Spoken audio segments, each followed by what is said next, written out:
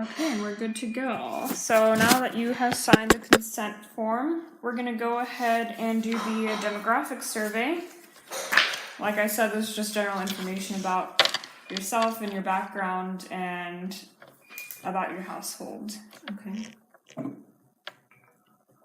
hope I know the answer to all these. I mean, I'm sure you will. It should be about you.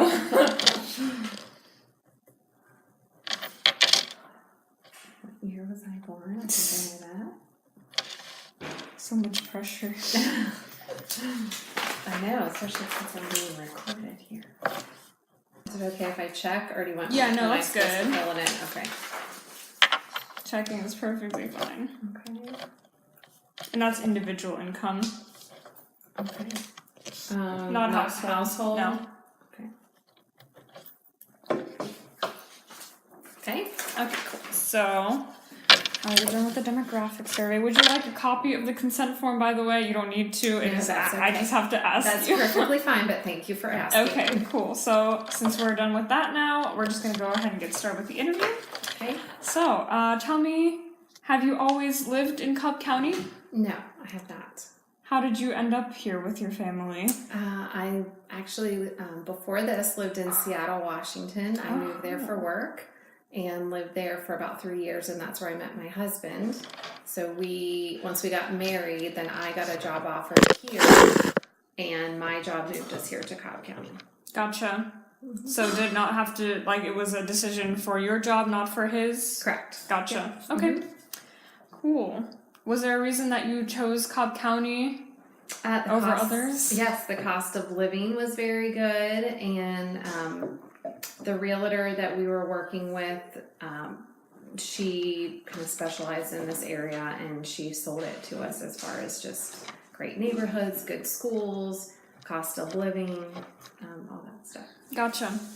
That's cool that you lived in Seattle, though. I would not have thought that. It's so far. Yeah, it is. And I was living in Ohio before that, so it was a really far away move from where I grew up. Gotcha. So you lived in Ohio first, and how long did you live there? I lived there my whole life, all the way through college. Okay. Until I was 21, and then I moved to Seattle.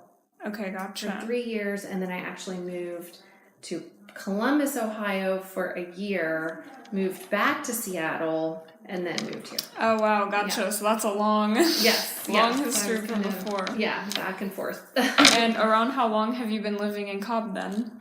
Well, we got married in 2005, and we moved here. I always have to look. I have a ring with the date.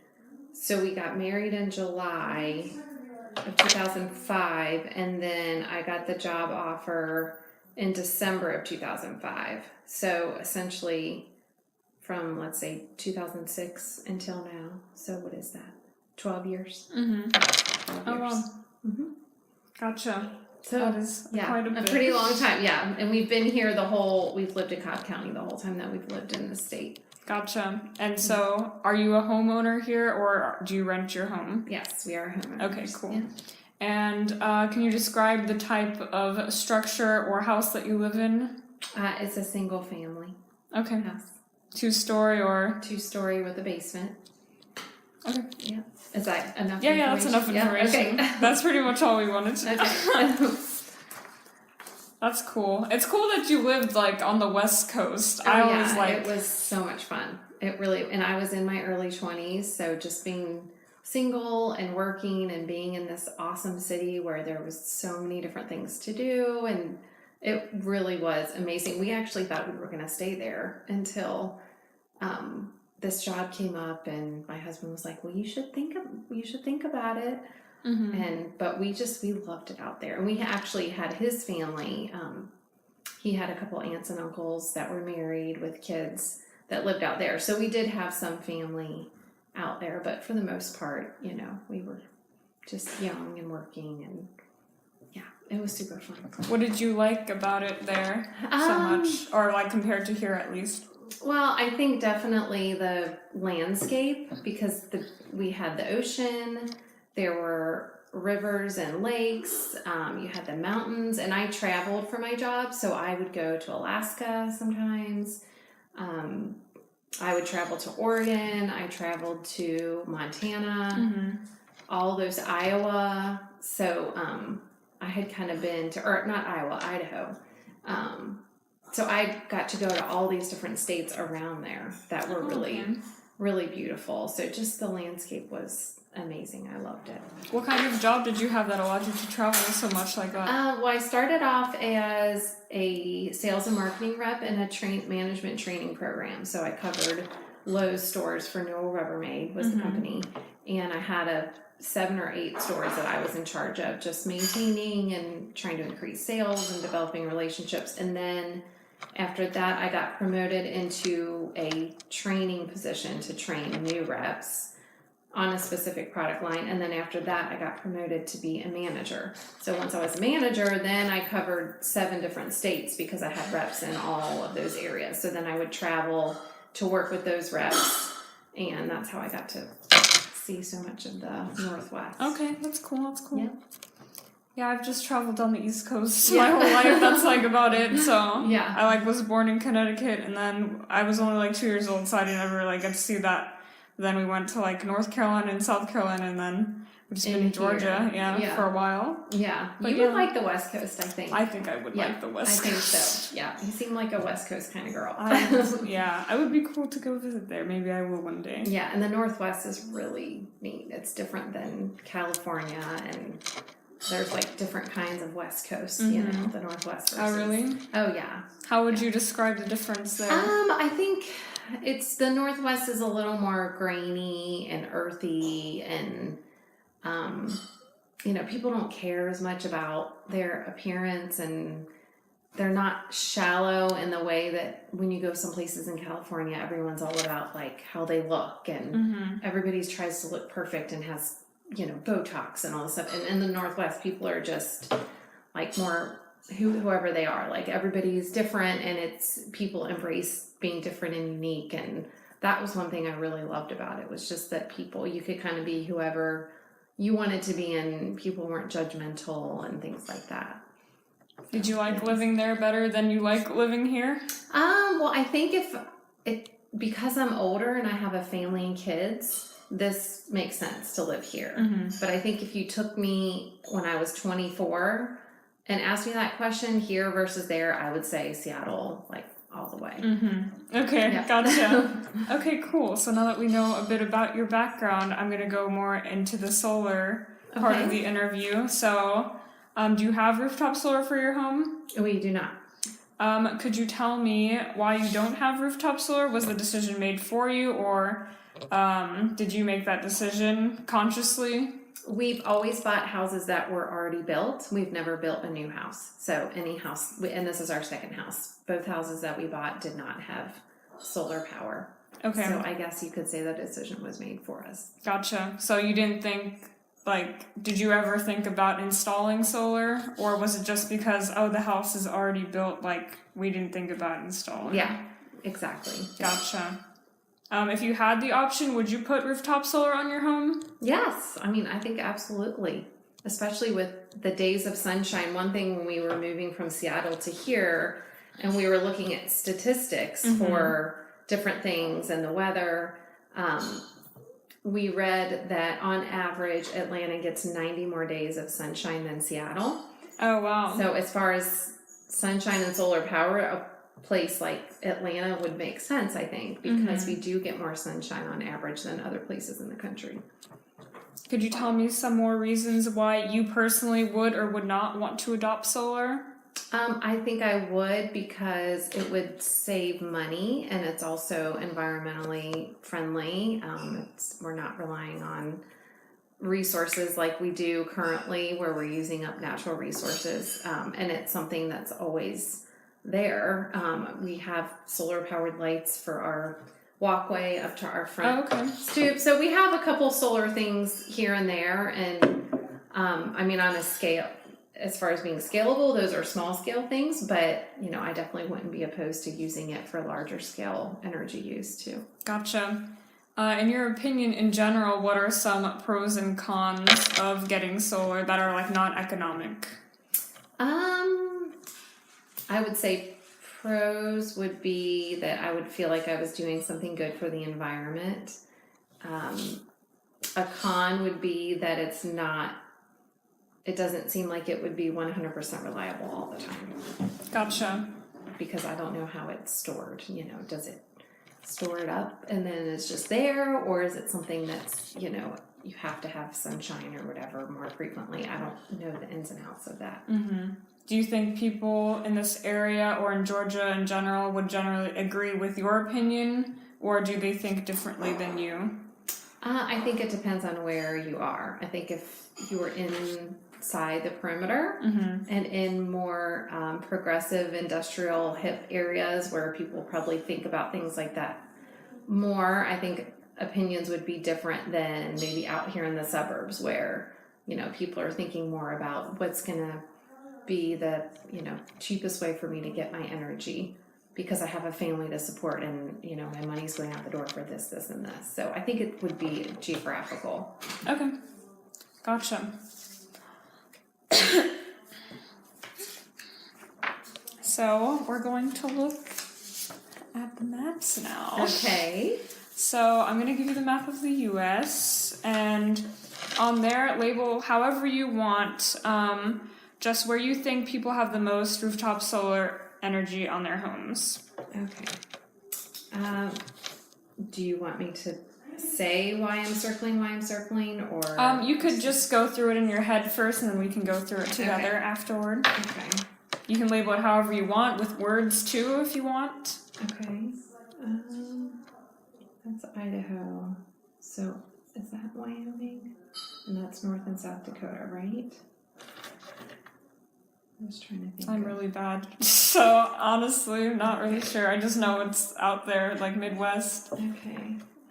And you can just circle things too if you wanted to. Like, you don't even have to like be like, oh, I know what state this is. Yeah. Well, I'm just thinking of like in Wyoming, just from different magazines that I've read, and my parents have some friends out there, and being out there for work, people are much more in tune with nature, and I could see just the whole state of Wyoming being somewhere that they would probably use solar power.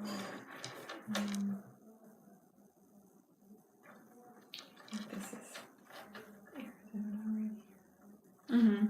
Is this Arizona or is that Arizona? I think that's Arizona. I This? think that's Nevada. Yeah, I think you're right, because I have family in Nevada. I should know that.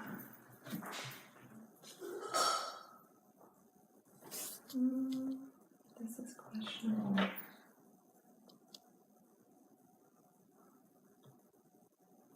This is kind of just a funny, I would say, because they have 24 hours of darkness in some times of the year, and then they have 24 hours of light. So in Alaska. Yeah, so it could be a good, really great candidate for solar, depending on the energy stores, or if they had like something they use during winter versus summer. So, Okay, cool. Is this good? Like, are you done labeling? I think so. Take your time. If you want to label more, you're good. Yeah, I mean, I would probably also circle Texas. Okay, cool. So, could you tell me a bit about why you chose the areas you did? What was your reasoning behind it? Okay, so when I worked in consumer goods, consumer packaged goods, and knowing my husband's industry, he also works in consumer goods. These were always the areas where we had the highest volume as far as sales. And it's because these are the areas where people have a lot of money. So if you look at like the Northwest, California, Arizona, and I also circled some just because they have a lot of daylight as well, like Arizona, and actually Nevada would probably be another candidate for that. Texas, Florida, the Northeast, and then also like Chicago area. So I kind of circled it around states and cities where there are people in Alaska, just because of the reason I said with how much sunlight they get throughout the year, certain times of the year. But I would just say people with more money, and this isn't true everywhere, but tend to maybe they're willing to try different things, or kind of explore things that would cost more. So I guess I'm just looking at it more from an economic standpoint. And the West Coast too, and the East Coast, New York, these two areas, people are more progressive generally, and usually open to new ideas. And there's a lot of people that come from other countries that live in these areas. And so I think it's just more progressive as a whole, kind of up here and here. Gotcha. And I realized you circled, or you labeled Seattle. Yeah. So did you, so when you lived in Seattle, did you notice more solar power there? I mean, I don't know if I was really paying attention to it when I was in my 20s, but I definitely think wind, I remember that there was,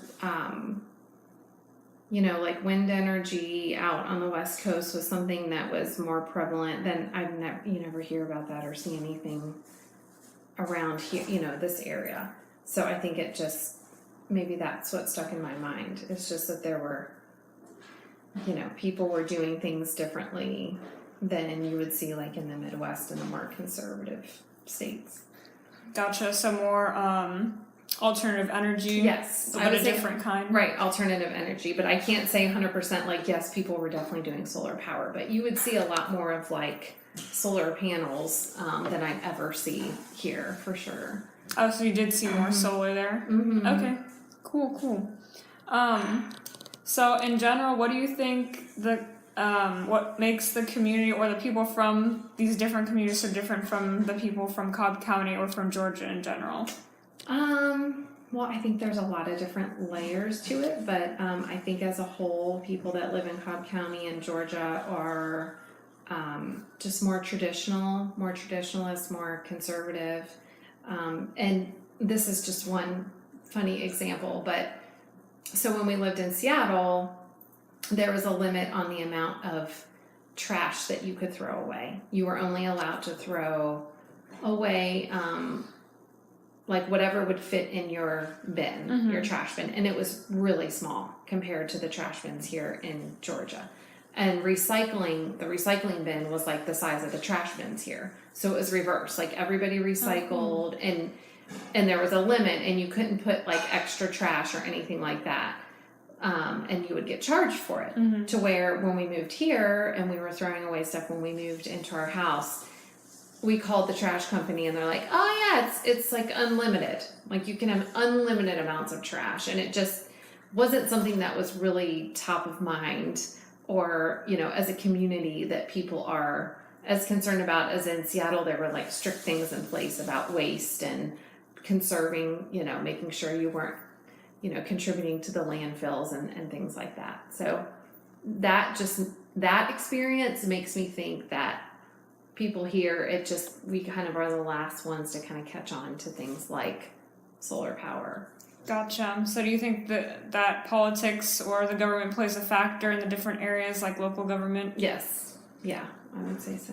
Do you think that there are other major factors that take place that are also non-economic that would make our communities different or that people would think differently? Yes. Yeah. So can you name some if you can think of them? Oh gosh, you're really making me think here.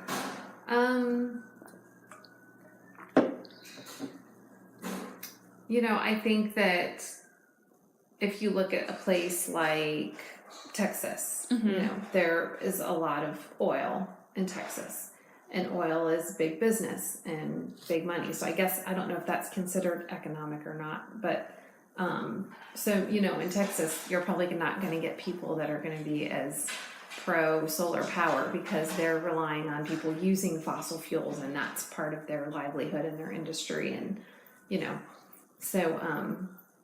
So yeah, I would say just where corporations are based and what their interests are as far as being successful and profitable plays a role, and then the influence that they have on politicians and local government in the area. Gotcha. But you did happen to label Texas here. Yeah. So Yeah. What was your reasoning for that when you were thinking, like when you were labeling it? Why did you label I think Texas? initially I labeled Texas because I know there's people that have a lot of money in Texas, and so I was kind of going with the economic philosophy that I was using to circle all the other ones. But thinking about like the amount of oil and fossil fuel produced out of Texas, I probably would change my mind, actually take Texas off, as an early adopter of solar. Okay. And was there a reason you circled Florida as well? The same reason, just because of my experience in the consumer goods industry and just looking at, where people have money to spend and more disposable income. Okay, cool. Are you done with labeling this map? I think so, yes. Do you have any more to say about either your experiences with living in all these other places versus here? Was it very different? I think just like I said before, that anything that's going to get adopted, it usually happens on the outer west coast and east coast of the country and then works its way in all industries. So I'm just making an assumption that that would hold true for the same thing like solar power. Okay, cool. So now that you're done labeling the U.S. map, we're going to go a little deeper and go to just the map of Georgia. Wow. Okay. So we're going to do pretty much the same exercise that we did with the U.S. map. So if you could label on there where you perceive that people would have the most solar power adoption. This is a lot harder to to think about. Because if looking at it from a land perspective, people that don't live in concentrated urban areas have more land, but I don't even know if solar power, if you need more land or more space, or do you just put it on your roof? Do you really need to have that in order to have solar power? I really don't know. Well, if we're just talking about rooftop solar power, where would you think people would have it? Okay. I would say probably in these, more the urban areas than anywhere else. And then, I would just because I have friends that live in Athens and knowing that the college is there, I feel that maybe Athens is more progressive because there are educators that are there and there's research. Just like what you're doing right now. So, I would probably circle Athens, and then same thing for Savannah. It's a very progressive small town with a college. So again, you have people that could be more open to using things that are a little more progressive because of that. Okay, cool. Not so much for any other town. So not southern Georgia. No, not so much. So is this it kind of looks like rural versus urban here with what you circle a little bit. Okay. Yeah. Could you tell me a bit about what makes the people from the places that you circled so different from where we live? Well, I think... that's kind of where we live. Right. I would say, Kennesaw could definitely be considered to be in this circle. Even though, because Roswell and Marietta, I would say I would include Kennesaw in that because it's anywhere that's within an hour of downtown Atlanta. Okay. So what would you think that people, I guess that it would include from where we live, would have the most solar power adoption? Probably just because of the influence of living so close to a large city. So, I think that even though we're out in the suburbs, we still have the influence of a big city with, things that are, I don't know how to really describe what I'm explaining, but, Atlanta is a large city with a lot of corporations, and we have a lot of people from all over the world. So I think that we do have the right mix for, but then if you look at Atlanta versus the West Coast cities and some of the other cities that I've been to, we have transportation issues still, and a lot of people still drive cars, and people don't use public transportation they do in the way they do in Chicago or Seattle. So that's why this is kind of a hard map for me to look at, just because as a state I don't feel that we're very progressive when it comes to things like renewable energy and things like that. So I don't know if I really would have maybe circled anything because I didn't circle it here. You know what I'm saying? Right. So like if I'm forced to circle somewhere, like, okay, what would be the most progressive, the early adopters? It would probably be these cities, but really as a state, I don't really believe that, if that makes sense. Yeah, that makes sense. Do you think that people from the places that you circled have different mindsets from the people from the rest of Georgia that you didn't circle? Yes, and I would say my biggest two reasons for that would be that there are colleges here, and so there are new ideas, there is research, there are people that come from all over the world that work for these colleges, so therefore it makes it a progressive city. And because Atlanta is such a big city and you do have, people from all over, all walks of life, and different experiences, I think when you get out to these other cities, and I have friends who have family members that live in Macon. I used to travel to Columbus because we had a distribution facility there. Mm-hmm. So I've been exposed to the smaller cities and towns within Georgia, and it's like stepping back in time sometimes when you go to these places, which can be kind of cool. Mm-hmm. Because life is simpler and more basic, but also when it comes to progressive ideas like, hey, let's everyone do solar power, I think those towns, it would take a lot longer to get people to kind of buy into it. Gotcha. Since you did circle the area that our community is in, have you seen people here who have solar on their rooftops? No, I don't think ever. It's so interesting because, you would think that people would have them here because it's so progressive. It's the big city. It's like everything should be here, but everyone... And we have the largest airport in the world, so you would think, okay, we're one of the largest airports in the U.S., that we would have things like that, but we don't, I think, because it's the South, and the South is very traditional when it comes to certain ideas. Gotcha. Does that play into the politics thing again, the conservative mindset? Yeah, I think so. Gotcha. So what about, you mentioned your close friends a little bit, so what about most of your close friends in Georgia? Do they have solar on their rooftops? No.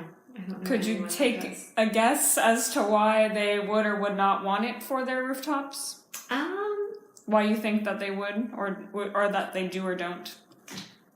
I think it's just something that's not readily available or, discussed as a community. So it's not top of mind. And we are in the suburbs where people are focused on different things than, looking at, which, even when it comes to hybrid cars, you do see a lot more hybrid cars on the road today than maybe you saw 10 years ago. Like my husband had a Prius 10 years ago, and you would see them here and there, but now you see it everywhere, mm-hmm. And it's a lot more commonplace. So I think once some people start doing it and it starts to become more commonplace, then it would spread, but we don't have that first initial kind of step being taken or even offered, really. I mean, there's no companies out there that are trying to sell solar power or help push solar power around here. Gotcha. But I don't know. I feel like sometimes I'm completely out of the loop because I'm raising 3 kids and I'm not always up on the latest news and things like that. So, I'm just making assumptions. Yeah, that's fine. From just thinking of the perspectives of the people that are close to you or just people that around you, what do you think some of the pros and cons that are non-economic, what would they see in terms of that for wanting it for their own rooftops? I think people do want to feel like they're doing good, and to feel good about that I'm helping the environment or I'm saving energy or, not taking things from the earth that is not a renewable energy source. So I think all of those kind of Good Samaritan bullet points would come into play. Gotcha. Do you think there would be any non-economic barriers to having people want to adopt solar that you know of, of people that you know? I think maybe just the inconvenience of having to get it. So, I mean, if you look at like, I'm just trying to relate it to something I do know about, like cable. You know, everyone kept cable forever and ever because it was convenient and it was easy and it was available, and the cable companies just took advantage and charged more and more and more money. Well, then somebody started to figure out, like, hey, I'm just not going to have cable and I'm just going to figure it out a different way. And then a bunch of people started doing it, and now it's like the cable companies are in big trouble because so many people are like, no, I'm not going to pay for this anymore. So I think, but I guess that's kind of an economic factor because it's still related. Yeah. You know, It also has to do with new ideas, so like the progressive behavior, I guess. yes, yeah, definitely, for sure. And I guess that's where I was kind of going with that, was that, you know, when something, I've just noticed living in this area, that you have to get those early adopters, and then once they do something and it starts to become mainstream, then everyone's like, oh, that's a great idea. I'm going to cut cable and I'm not going to have cable anymore. But you have to have those early adopters to kind of, you know, so I guess just the conservative ideals and just, you know, doing things the way they were always done is probably a hurdle. Mm-hmm. Do you think growing up, or not growing up, but like living in Seattle influenced your relationship with the environment? Yes, I would say 100%. But since I've been here, I've probably taken steps backwards. Oh, okay. Because I have kids and I'm more about convenience and, you know, I think I've kind of gotten away from that, and I'm not as mindful of it as I probably was a good like 10, 15 years ago. You know, like I buy plastic straws and my kids use plastic straws and I use plastic straws. And like in Seattle, I would have been like, well, I'm, you know, not going to use straw because it doesn't, you know, decompose and it goes into a landfill and it just sits there. And, you know, so I've probably regressed since I've lived here. Gotcha. That's interesting. Unfortunately. Though. Yeah. Maybe I'll make up for it later So, when our carbon footprint has gone down, when we don't have 3 kids in the house. Yeah. But, so do you think because of just like geographically where you've lived, your mindset has had to change, or is it also just because of lifestyle and purposes and stuff like that? I think both. I mean, I think, you know, environmental factors and community factors influence my behavior. But then also just conveniences and lifestyle, you know, having a growing family and just wanting to do whatever's easiest. Gotcha. Yeah. Well, yeah, that's pretty much the interview. Okay. So we're good to go. Okay. Thank you for taking the time to talk with me. I Yeah. really appreciate that.